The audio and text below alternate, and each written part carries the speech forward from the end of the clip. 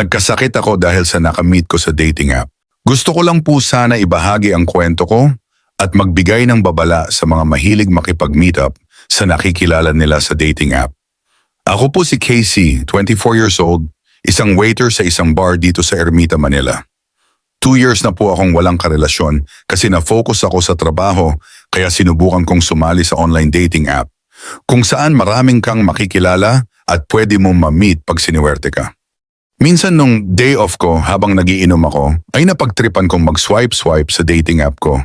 Madami akong nilike kasi inisip ko hindi naman lahat yon ay magla-like back sa akin. After ilang likes ay may isang nag-like back sa akin.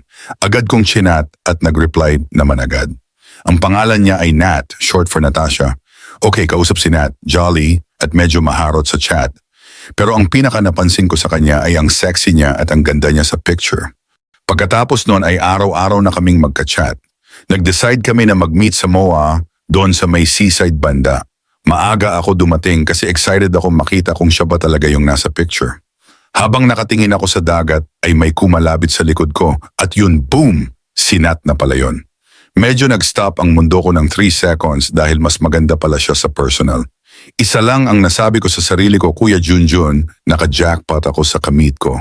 Nung una ay tahimik lang kami kaya niyaya ko muna siya kumain. At doon ay nag-umpisa na siyang magsalita at yun tuloy-tuloy na. Tapos pumunta kami sa bar na malapit at doon lumabas ang kulo ni Nat. At nung nakatatlong bucket na kami ay medyo naging clingy na si Nat sa akin. Medyo tipsy na rin ako kaya niyaya ko na siya umuwi. Pero sabi niya ay ayaw niya pang umuwi. Sabi ko saan kami pupunta? Sabi niya bahala na ako. Sabi ko ay mag-check-in na muna kami para makapagpahinga. Tiningnan ko kung papayag o magagalit siya sa akin pero isa lang narinig ko sa kanya kundi, okay, sige. So agad-agad akong naghahanap ng taxi bago pa magbago ang isip niya at nag-check-in na kami sa may motel malapit sa Taft Avenue. At nung nakapasok na kami sa kwarto ay hiniga ko na siya sa kama at hindi na ako nagpatumpik-tumpik pa at hinalikan ko na siya agad. At ayon, ako lang pala ang hinihintay niyang gumalaw. Umibabaw siya sa akin at hindi ko akalain na ganun siya ka-wild. Naikot namin ang buong kwarto at nakatatlong rounds din kami. Dumaan ang ilang araw at napansin ko na nahihirapan akong umihi at medyo masakit. Minsan ay may kulay yellow na nalabas sa akin at mabaho.